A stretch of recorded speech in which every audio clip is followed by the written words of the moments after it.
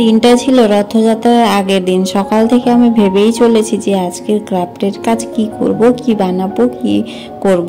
তো ভেবে ভেবে কিছু কুলকিনারা পাচ্ছিলাম না। তারপর দেখি আমার এই ছোট্ট একটা বক্সে কতগুলো ফ্লাওয়ার রেডি হয়ে আছে, মানে ক্রাফটের জন্য। আর এই গোলাপটা আমি সেদিনই অলরেডি বানিয়ে ফেলেছি, যেটা ভিডিও শ্যুট করাও হয়নি, ক্রিয়েটও করা হয়নি। তো সেটা অন্য কোনো একটা ভিডিওতে শেয়ার করব অন্য কালার দিয়ে। তো এই যে কৌটোর মধ্যে এটাতে এসেছিল চুনি লাইট, আর এই কৌটোর মধ্যে সমস্ত আমার কিন্তু ছোট ছোট পাপড়ি টাপড়ি রেডি করে রাখা থাকে। তো আজকেও ঠিক সেম ভাবে ছিল। তো এইগুলো আমি ঢেলে ফেলেছিলাম, গুছিয়ে গাছিয়ে সব ভরে দিলাম। আর সেখান থেকে এই নীল কালারের মানে স্কাই ব্লু কালারের যে পেপারগুলো রয়েছে ওগুলো আমি বাছাই করে নেব, তারপর সেগুলো দিয়ে ক্রাফটের কাজ শুরু করব। তো চলো দেখি আজকে কি বানানো যায়। আজকের ক্রাফটের জন্য আমি বেশ অনেক রকম জিনিস নিয়ে নিয়েছি, মানে এই স্কাই ব্লু কালারের নিয়ে নিয়েছি পেপার, কাঁচি। আর আমি যেটা মোস্ট ইম্পর্টেন্ট লাগবে এই সার্কেল বানানোর জন্য, আমি যেটা ইউজ করেছি সেটা হচ্ছে নেল রিমুভারের কৌটো। আপনারা কম্পাসও ব্যবহার করতে পারেন। কম্পাস ব্যবহার করলে কি হবে, মাঝখানে একটা ফুটো চলে আসবে, কিন্তু সেটা কিন্তু আমাদের ফ্লাওয়ার বা রেডি হওয়ার জন্য বিচ্ছিরি লাগতেই পারে। তো সেই কারণে একটা চেষ্টা করবে ওই রকম শেপে কিছু আনার জন্য, কোনো কৌটো বা ডিব্বা টাব্বা কিছু একটা হলেই হবে। তো দেখুন এখানে আমি প্রথমে সার্কেল করে কেটে নিয়েছি, আর সেগুলোকে এইভাবে ছোট্ট ছোট্ট ফোল্ড করে দুদিকে, একবার উল্টো দিকে একবার উল্টো দিকে এইভাবে ফোল্ড করে নেব পুরোটা। আর আপনারা চাইলে বড় আকারের যদি জিনিসটা বানাতে চান তাহলে পেপার সাইজে বড় নিতে হবে। আমি যেহেতু ছোট বানাতে চাই তো সেই কারণে এখানে আমি ছোট সাইজেরই নিয়েছি।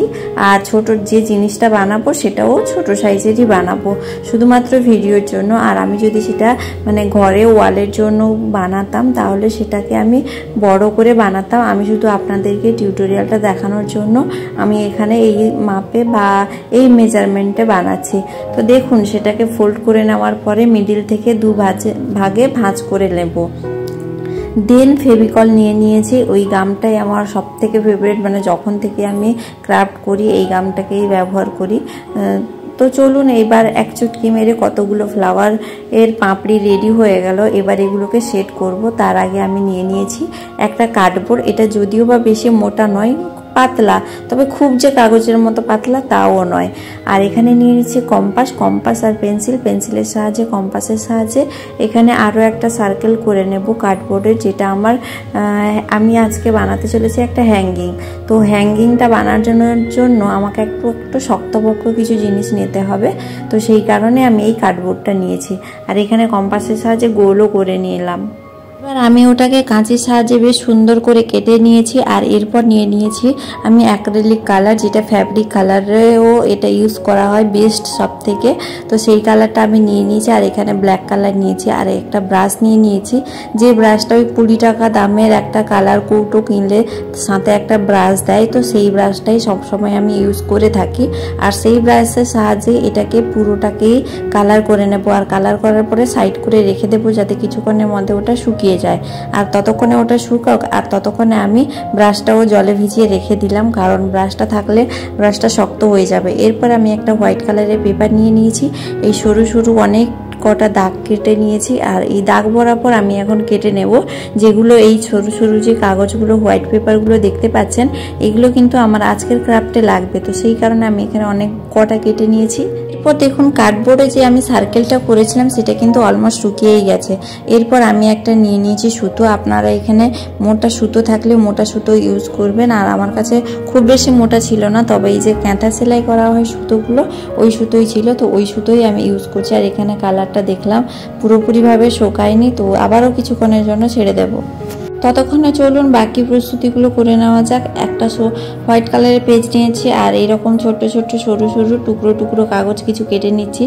এরপর দেখি কার্ডবোর্ডটা বেশ শুকিয়ে গেছে, সেই কারণে আমি এখানে কাজ শুরু করে দিলাম। আর ভিডিওটা একটু ফাস্ট ফরওয়ার্ড করে দিয়েছি, কারণ ভিডিওটা অনেকটাই লং হয়ে যাবে। আর আপনারা একটু ভালো করে খেয়াল করে দেখুন ভিডিওটা, তাহলে বুঝতে পারবেন কেমন কি করেছি। আর এখানে দেখুন প্রথমে আমি ওই পাপড়ি যেগুলোকে ওই সরু কাগজের সাথে ভালো করে গামের সাহায্যে অ্যাটাচ করে নিয়েছি। অ্যাটাচ করে আমি সাইড করে দিলাম। এরপর এই গোল সার্কেলের মিডিল বরাবর একটা লম্বা করে নিচের দিকে ঝুলিয়ে রাখবো।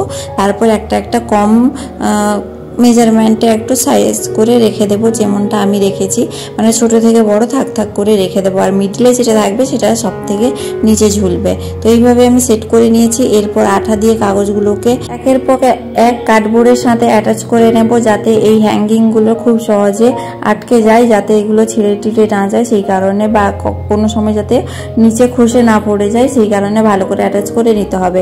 এরপর যেই বাড়তি কাগজগুলো রয়েছে সেগুলোকে আমি কেটে নেব ভালো করে।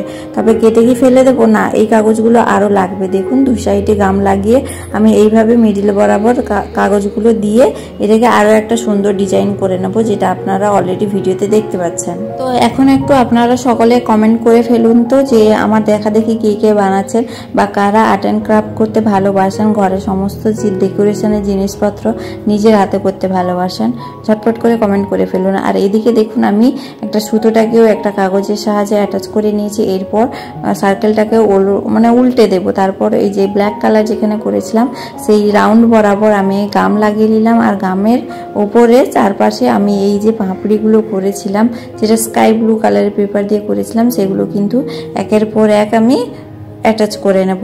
আর কিছুক্ষণ এগুলো একটু ওয়েট করতে হবে, একটু টাইম দিতে হবে যাতে আঠাগুলো শুকিয়ে যায়। আপনারা দেখছেন মিডিলে কতগুলো আঠা দেখা যাচ্ছে, তবে এটা শুকিয়ে যাওয়ার পরে কিন্তু একদম দেখা যাবে না। আর এখানে আরও একটা 3x3 cm করে কাগজটা কেটে নিয়েছি এবং সেটা দিয়ে একটা ফ্লাওয়ার বানাবো। তো দেখতে পেলেন প্রথমে মিডিল দিয়ে ভাঁজ করলাম কোনাকুনিভাবে, তারপর দুদিকে দু সাইডে ফোল্ড করে নিলে একটা রেডি হয়ে যাবে 6টা পাপড়িওয়ালা একটা ফ্লাওয়ার। তো সেখানে আমাকে এইখানে কেটে নিলাম। এরপর আমি এটাকে খুলে দেখবো যে কটা পাপড়িওয়ালা হয়েছে।